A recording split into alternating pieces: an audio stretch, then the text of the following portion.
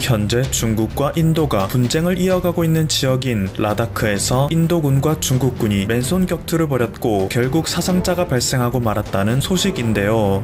이 지역은 예로부터 인도와 중국이 국경 분쟁을 이어왔으며 1962년에는 전쟁까지 치를 정도로 민감한 접경 지역이지만 아직까지도 그 문제가 해결되지 않아 매년 크고 작은 싸움이 꾸준히 일어나던 곳입니다. 그래도 최근에는 양국에서 외교군사 채널을 가동하여 어느 정도 군사적 긴장감을 완화하고 있었는데요. 이번에 또다시 병사들 간의 다툼이 발생하여 양국 간의 전쟁이 발생하기 일보 직전의 상태가 된 것이죠. 중국에서는 라다크 인근 지역에 1만여 명의 보병 그리고 장갑차와 포병 부대를 배치하였으며 인도 역시 3개 보병 사단을 전진 배치하는 모습을 보였습니다. 그런데 이 소식을 접한 인도의 네티즌들은 인도가 중국에 대항하여 인도 최강의 포병 전력인 바지라를 배치해야 한다 주장하고 있는데요. 이들이 언급하고 있는 바지라는 바로 한국산 자주포 K9 천둥입니다. 한국산 자주포 K9은 다양한 기후와 지형이 존재하는 한국의 지리적 특성상 사막에서 설원까지 웬만한 작전 환경에서는 전부 운용이 가능하도록 설계된 만능 자주포입니다. 때문에 2001년 이후 한국의 K9은 지역 불문 세계 각지에 수출되어 현재까지 572대가 수출된 상태이고 이것은 2001년 이후의 전세계 자주포 시장에서 48%를 차지하는 수치이죠. 터키, 폴란드, 핀란드, 에스토니아, 노르웨이 등의 국가에 수출됐는데 핀란드에서는 이것을 인도받은 후 시민들 앞에서 자주포 행진 행사를 할 정도로 만족한 모습을 보였으며 노르웨이에서는 K9이 설원에서 아무런 문제없이 훌륭하게 작동된다는 것을 증명하는 영상을 촬영하여 공개하기도 했습니다. 한미연합 자주포 사격 훈련 때에는 한국의 K9과 미국의 M109 A6 팔라딘이 함께 기동된 적이 있는데요. 이때 K9이 보여준 드리프트 능력은 당시 훈련에 참관했던 미군의 지휘관도 깜짝 놀라게 하였습니다. 한국군의 자주포 전력이 얼마나 정확한지, 얼마나 빠르게 움직이고 얼마나 빠르게 발사하는지 대단히 감명받았다. 오늘 이렇게 뛰어난 전력과 훈련하게 되어 진심으로 영광이다 라고 말했었죠. 그리고 이 영상은 옆나라 일본에게도 건너가 일본의 밀덕들이 한국의 군사력에 열등감을 폭발하기도 했는데요. 한국의 전차보다 낮은 중량을 지닌 일본의 전차는 훨씬 낮은 속도로 드리프트를 시도했음에도 불구하고 궤도가 빠져버리는 황당한 일이 빈번하게 발생하기 때문입니다. 그래서 일본에서는 기동훈련 때마다 정비차가 달려와 전차를 수리하고 견인해 가는 것을 보는 게 연례 행사나 다름없게 됐죠. 애초에 전쟁이 발생했을 시 전차는 맨 앞으로 나가 적방어선을 돌파하는 것이 우선 임무입니다. 그에 반해 자주포는 전진하는 부대를 후방에서 포사격으로 지원하는 것이 우선 임무인데요. 이러한 역할을 감안할 때 전차는 자주포보다 훨씬 좋은 기동성을 보여줘야 함에도 불구하고 일본의 전차가 한국의 자주포보다 못한 기동성을 보여주니 일본의 밀덕 네티즌들은 열등감을 폭발할 수밖에 없었던 거죠. 그리고 이러한 한국의 자주포에 크게 감명받은 국가가 있었습니다. 바로 인도인데요. 인도 정부는 지난 2017년 한국의 방산업체 한화디펜스로부터 K9 백문을 수입하겠다는 계약을 맺었습니다. 초도 물량 10문은 한국에서 바로 생산하여 인도에 직송하고 나머지 90문은 인도가 한화디펜스의 기술을 이전받아 현지에서 직접 생산하는 계약이었죠.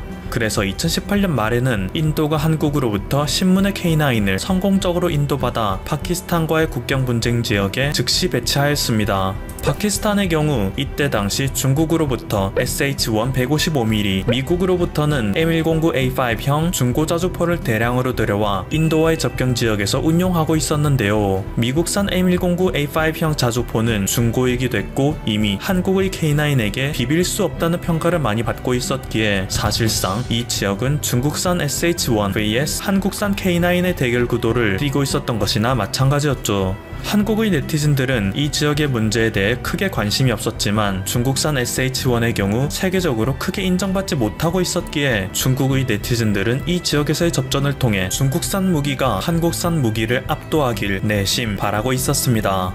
그러던 2019년 인도와 파키스탄 간에 실제로 무력 충돌이 발생했습니다. 미국의 M109가 얼마나 배치되어 있었는지는 정확히 알 수 없지만 파키스탄은 SH-1을 36문이나 운용했음에도 불구하고 인도가 운영하던 단 10문의 K9에게 처참하게 패하고 말았죠. 이때 밝혀진 바에 따르면 중국제 SH-1의 경우 장거리 사격의 정확도에 심각한 문제가 있었고 자동화와 조작의 편의성 등 다양한 문제점이 발견되었습니다.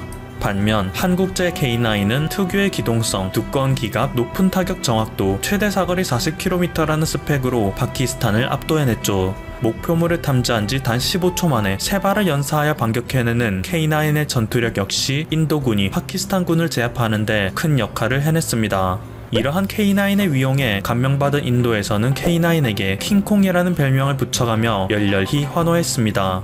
인도 정부에서 역시 K9의 나머지 물량 90문을 올해 11월까지 천천히 도입하기로 했던 당초의 계획을 전면 수정하여 41문의 K9을 지난 3월 추가 배치해내는데 성공했습니다. 나머지 39문 역시 기존의 계획보다 훨씬 앞당겨질 수 있도록 공장을 밤낮없이 가동할 예정이라고 하죠.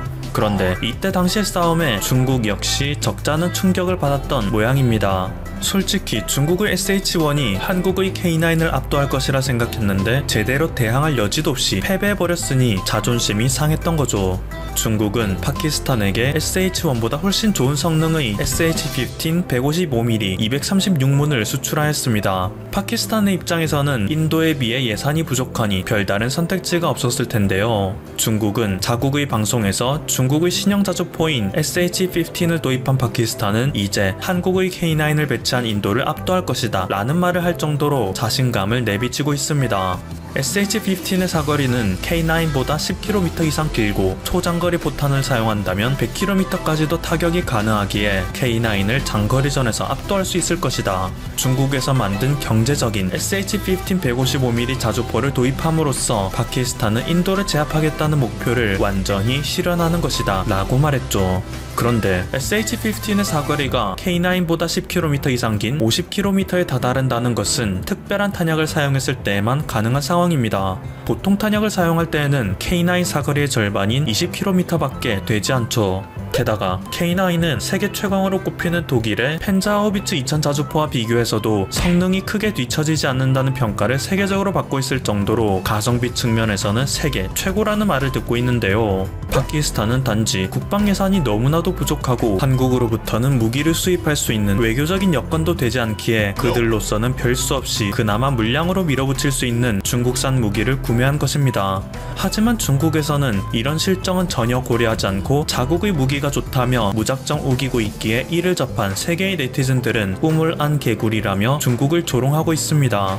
게다가 앞서 전달해드렸던 것처럼 만약 인도와 중국의 접경지역에서 분쟁이 더욱 격화되어 인도군이 새로 생산해내는 K9을 이곳에 배치하게 된다면 중국이 한국산 K9의 화력을 직접 체감할 수 있는 계기가 될 것이기에 중국이 한국의 뜨거운 맛을 보는 것도 이제 머지않았다는 말도 나오고 있습니다.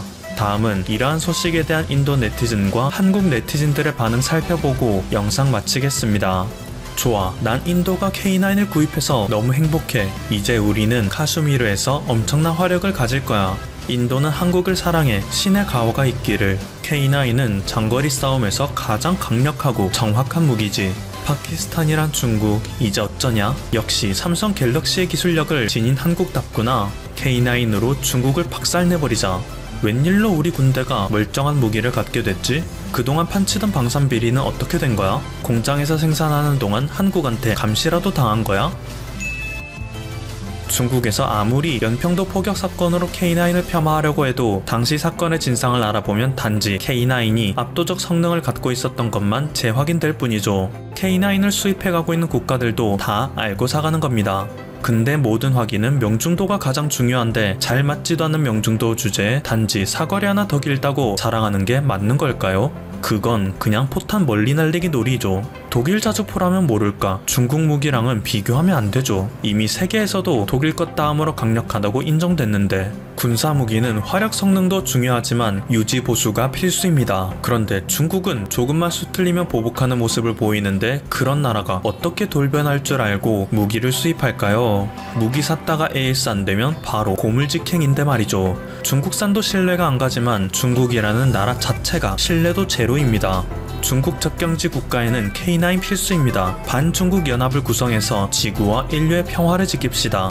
K9이 진짜 가성비 갑이죠. 단거리 미사일에 맞먹는 40km 수준의 사거리에 활강탄까지 장착하면 100km까지 가능하니까요. 이게 인도 내에서도 정말 큰 의미가 있었다고 합니다. 인도 내에서 생산하는 무기 중에서 최초로 생산 계획대로 생산된 무기이죠. 이전까지는 인도 내에서 방산 비리가 너무 심각해서 생산 계획만 수립하면 수십 년 이상 생산 지연되고 생산된다고 하더라도 퀄리티가 개판이 되기 일쑤였는데 한국으로부터 전수받은 K9은 처음으로 정상적인 기능으로 생산할 수 있게 됐으니까요. 지금까지 퍼플튜브였습니다. 여러분의 구독과 좋아요 그리고 알림 설정은 콘텐츠 제작에 큰 힘이 됩니다.